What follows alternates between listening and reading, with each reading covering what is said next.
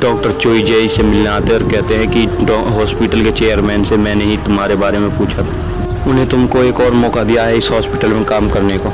उनको ये भी पता चलता है कि उत्तर कोरिया से चई के मारे उनकी माँ वापस आई है।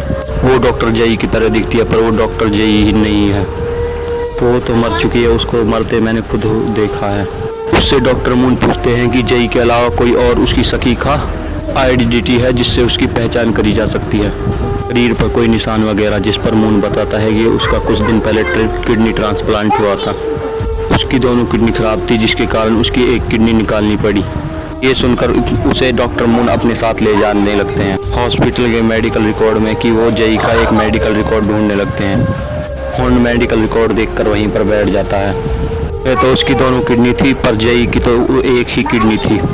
हुन को कहीं कहीं यकीन होने लगता है कि वो जई नहीं है।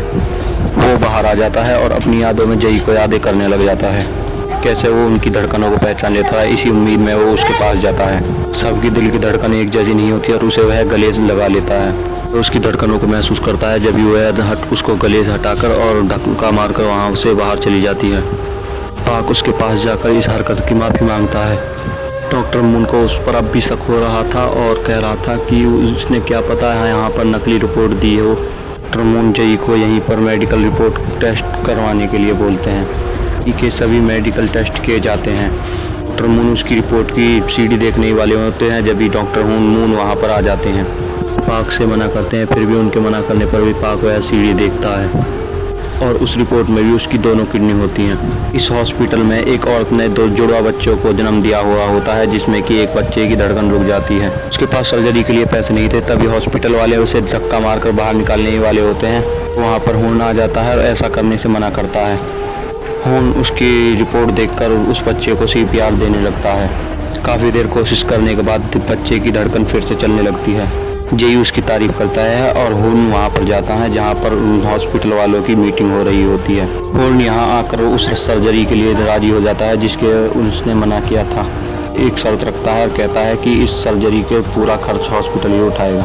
और हुन प्राइम मिनिस्टर से अकेले में मिलता है और उसे एक जोर का पंच देता है और कहता है कि उनके पिता की जान एक प्राइम मिनिस्टर ने ही ली थी। और हुन बोलता है कि तुम्हारी सर्जरी मैं कभी नहीं करूँगा। हुन जई को मारने की धमकी देता है। दो टीमों में सर्जरी करने का कंपटीशन होने वाला था। जेजून की टीम की लड़की जेजून की टीम को छोड़ देती है और वह जेजून की टीम पर पहली पोजीशन पर आना चाहती थी और यह लड़की जेजून की टीम से निकल जाती है। जेजून उसको अपनी टीम में लाना चाहता है क्योंकि उसकी टीम का उसके बिना जीतना नामुमकिन है। वह पहली पोजीशन से सेयून को हटा देता है और उस लड़की को रख लेता है और सेयून को इस बात का बहुत बुरा लगता है। हुन उसको अपनी टीम में शामिल करने के लिए बोलता है और वह मान जाती है। सर्जरी का टाइम आ जाता है और कंपटीशन शुरू हो जाता है। सर्जरी उन बच्चों की होने जा रही थी जिनमें कि हुन ने एक बच्चे की जान बचाई थी। वह सर्जरी शुरू करने वाला होता है तभी उसके पास चैन की कॉल आती है। यहाँ पर प्राइम मिनिस्टर ने जई को बंदूक की नोक पर खड़ा कर रखा था। इसे सुनकर हुन सर्जरी छोड़कर मून को बचाने जाने लगता है। वह बच्चे का चेहरा देखकर उसे ऐसे छोड़कर नहीं जा पाता। इस टीम में की जो भी टीम जीत जाएगी वही प्राइम मिनिस्टर का सर्जरी करेगी। इस कंपटीशन को जीतना उनके लिए बहुत ज़रूरी था क्योंकि हुन को इस आदमी से बदला लेने का मौका मिल जाएगा। और यहाँ पर सर्जरी शुरू हो जाती है और उस टीम की यहाँ पर एक सदस्य नहीं थी और इन्हें कई कठिनाइयों का सामना करना पड़ेगा। तभी वहाँ पर जई आ जाती है और उसको वहाँ पर जई को इसलिए भेजा था ताकि हुन जीत सके। हुन उसे देखकर बेचैन था और वह सर्जरी शुरू कर देता है। सभी लोग दिल थाम कर इस सर्जरी का इंतजार कर रहे होते हैं। सभी लोग उनकी सर्जरी का इंतजार कर रहे होते हैं। टाइम कम होने की वजह से सेयून से एक गलती हो जाती है और उससे एक नस कट जाती है और वह नस बहुत नर्वस हो जाती है। हुन उसे जल्दी करने का और सही करने का दिलासा देता है पर वह नहीं कर पा रही थी और हुन उसे बताता है कि जैसे मैंने तुझे सिखाया था वैसे ही करो।